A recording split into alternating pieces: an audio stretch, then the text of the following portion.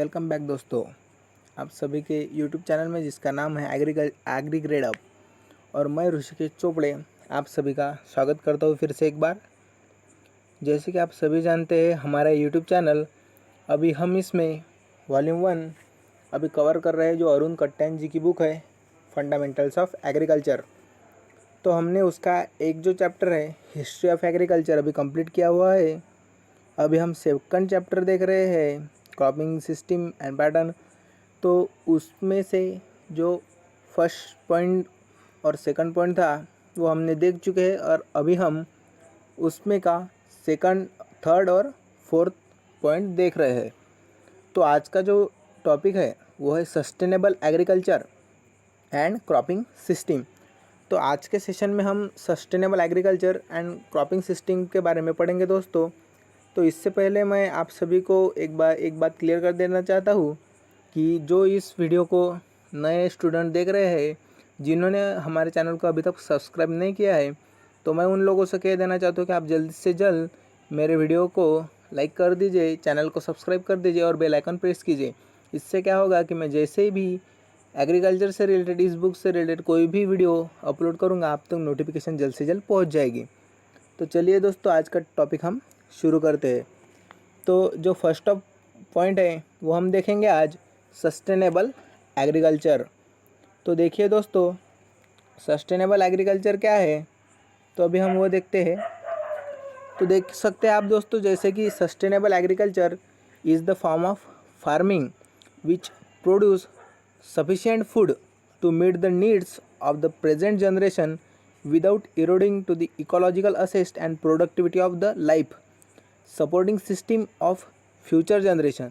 तो देखिए दोस्तों जैसे कि आप सभी जानते हैं सस्टेनेबल एग्रीकल्चर मीन क्या होता है कि जो एग्रीकल्चर से रिलेटेड कोई भी हो जो एग्रीकल्चर हमें ऐसी करनी है कि हम आज के जनरेशन की मतलब अगर हम सपोज़ एग्ज़ाम्पल ले लें तो हमारी मतलब हम अगर फार्मर होंगे तो हमें ऐसा एग्रीकल्चर और ऐसी प्रोडक्टिव उसमें से जो आउटपुट निकालना है कि वो हमारी लाइफ मतलब हमारी लाइफ का जो हमें अनाज चाहिए वो हम प्रोड्यूस करेंगे और हमारी आगे की जनरेशन के लिए भी हम उसमें से थोड़ा बचा सकते हैं। इतना हमें जो एग्रीकल्चर से है वो आउटपुट निकालना है, इसे हम सस्टेनेबल एग्रीकल्चर कहते हैं। अगर इजी लैंग्वेज में बताऊँ तो हमें हमारी जनरेशन और आगे की जनरेशन दोनों जनरेशन की जो नीड फुलफ़िल कर सके ऐसे जो हम और without eroding the ecological assess and productivity. अगर हम अगर एग्रीकल्चर से आउटपुट निकाल सके तो उसे सस्टेनेबल एग्रीकल्चर कहा जाता है। तो अभी देखिए दोस्तों जो सस्टेनेबल एग्रीकल्चर है उसे हम नेचुरल फार्मिंग भी कह सकते हैं। तो देखिए दोस्तों ये जो है मतलब नेचुरल फार्मिंग भी इसे कह सकते हैं। तो देखिए दोस्तों जो नेचुरल फार्मिंग है उसे जो क्यों कहा जाता है उसे नेचुरल फार्मिंग, क्योंकि हमें क्या करना है दोस्तों कि हमें इकोलॉजिकल फार्मिंग और इको फार्मिंग उसे कहा जाता है। तो इको फार्मिंग और इकोलॉजिकल फार्मिंग मतलब क्या कि हमें क्या करना होता है, हमें जो है वो एग्रीकल्चर हमें ऐसा करना है कि हमारी नीड्स जो होए वो फुलफ़िल कर सके, मगर हमें कोई भी इकोलॉजिकल इम्बैलेंस नहीं करना है। हमें ऑल ओवर इकोलॉजिकल असेस हमें ध्यान में रखकर यह फार्मिंग करनी है, इसलिए उसे इकोलॉजिकल और इको फार्मिंग भी कहा जाता है और उसे ऑर्गेनिक फार्मिंग भी कहा जाता है और उसे परमाकल्चर भी कहा जाता है। दोस्तों ये आप सभी को यह ध्यान में रखना है।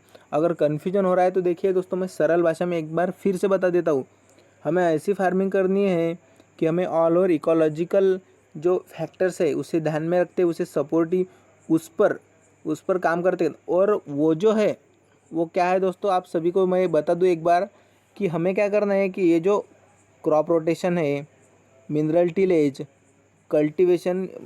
कल्टीवेशन यूज़ ऑफ मैन्योर, ये सब चीज़ें हमें ध्यान में रखकर यह सब चीज़ें करके हमें सस्टेनेबल एग्रीकल्चर ग्रोन करना है दोस्तों। तो इसलिए उसे इकोलॉजिकल फार्मिंग भी कहा जाता है दोस्तों। तो आप जैसे कि आप सभी जानते हैं सस्टेनेबल एग्रीकल्चर मतलब क्या, कि हमें ऐसे एग्रीकल्चर करना है, ऐसे फूड जो है वो प्रोड्यूस करना है एग्रीकल्चर से कि हमारी जो नीड्स है वो प्रेजेंट जनरेशन की हम फुलफ़िल कर सके और हमारी आगे की नेक्स्ट जनरेशन के लिए भी थोड़ा बचा सके। ऐसा हमें फूड प्रोड्यूस करना है एग्रीकल्चर से। और वो भी कैसे एग्रीकल्चर करना है, मतलब कैसे खेती करनी है, हमें ऑल ओवर इकोलॉजिकल जो प्रोड्यूस होते, मतलब ऑर्गेनिक फार्मिंग करते हैं हमारी जनरल भाषा में, ऑर्गेनिक फार्मिंग करके तो हमें कैसी करनी है कि वो कल्टीवेशन यूज़ ऑफ मैन्योर करना है, क्रॉप रोटेशन और मिनिमम टिलेज, ऐसे जो ऑल ओवर जो हमारी इकोलॉजिकल इम्बैलेंस नहीं कर सकते, ऐसे फैक्टर्स को ध्यान में रखकर हमें फार्मिंग करके जो आज की नीड्स है और हमारी फ्यूचर जनरेशन की नीड्स है यह फुलफ़िल कर सके, इतना हमें एग्रीकल्चर से जो है वो फूड प्रोड्यूस करना है। उसे ही सस्टेनेबल एग्रीकल्चर दोस्तों सरल भाषा में उसे कहा जा सकता है दोस्तों। तो जैसे कि आप सभी जानते हैं दोस्तों, तो ये देखिए दोस्तों, सस्टेनेबल एग्रीकल्चर अभी हम टाइप्स देखते हैं उसके। Sustainable agriculture that is low level equilibrium, तो उसका जो ऑब्जेक्टिव है दोस्तों वो क्या है, to sustain life and need of family need, to sustain life and family needs. तो देखिए दोस्तों, अगर हम मान लो हम एक फार्मर है, तो देखिए दोस्तों हमें क्या करना है, सिर्फ कि हमारी और हमारी फैमिली की नीड्स कंप्लीट करनी है, इतना ही हमें एग्रीकल्चर से फूड प्रोड्यूस करना है। अगर हम यह सोचते हैं तो देखिए दोस्तों हमारे लिए जो है वो इनपुट भी कम लगेगा। अगर हम इतना ही सोचते हैं, इतना ही प्रोड्यूस करना है, तो ऑब्वियसली हमें आउटपुट भी कम आएगा। तो देखिए दोस्तों अभी सेकंड वन देखते हैं, जो कमर्शियल फार्मिंग है, जो हाई लेवल इक्विलिब्रियम है, उसका जो मेन ऑब्जेक्टिव क्या होता है दोस्तों, कि टू ऑब्टेन हाई इनकम। अगर हमें हाई इनकम प्रोड्यूस करना है तो क्या करना है दोस्तों, हमें इनपुट भी ज़्यादा लगेगा, और ज़्यादा अगर इनपुट लगेगा तो ऑब्वियसली हमें आउटपुट भी ज़्यादा मिलेगा।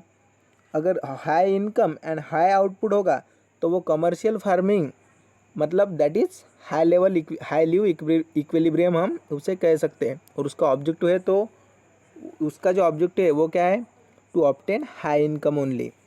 और जो थर्ड वन है दोस्तों, that is the main sustainable agriculture natural equilibrium और इकोलॉजिकल इक्विलिब्रियम।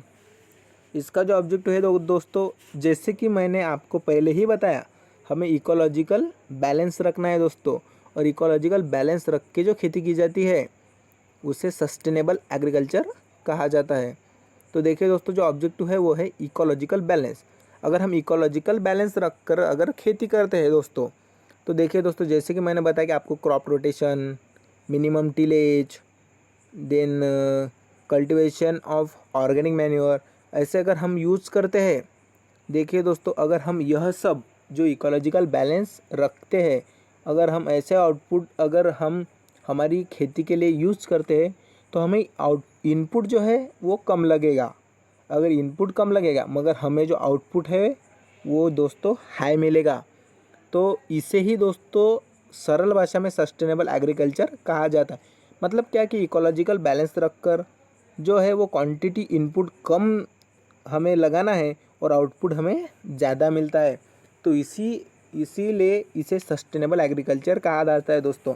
देखिए दोस्तों मैं फिर से आपको एक बार बता दूं, इसे नेचुरल फार्मिंग, इको फार्मिंग और इकोलॉजिकल फार्मिंग, ऑर्गेनिक फार्मिंग और पर्माकल्चर भी कहा जाता है दोस्तों। सरल भाषा में मैं फिर से एक बार आपको बता दूं कि जो सस्टेनेबल एग्रीकल्चर है उसे क्या कहते हैं, कि इकोलॉजिकल बैलेंस रखकर हमें फार्मिंग से ऐसी फूड प्रोड्यूस करनी है जो हमारी नीड्स भी फुलफ़िल कर सके और हम थोड़ा सा जो है हमारी नेक्स्ट जनरेशन के लिए भी बचा सके। इसे हम सस्टेनेबल एग्रीकल्चर कहते हैं दोस्तों। तो देखिए दोस्तों आई थिंक आपको समझ में आ गया। अगर नहीं समझ में आया तो प्लीज़ वीडियो आप एक बार बैक लीजिए और फिर से समझ में आपको आए